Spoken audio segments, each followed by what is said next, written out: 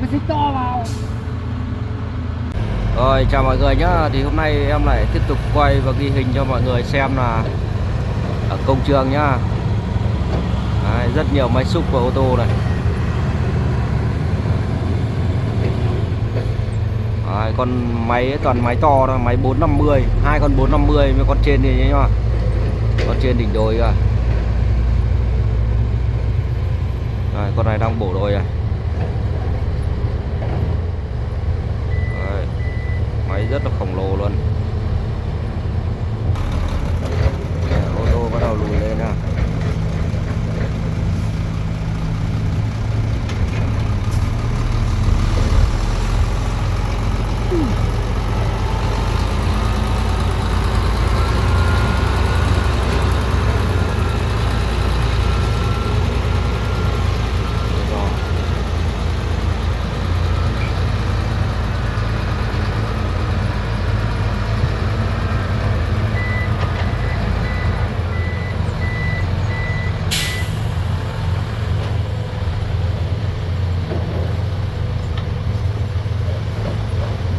Rất là nguy hiểm nha.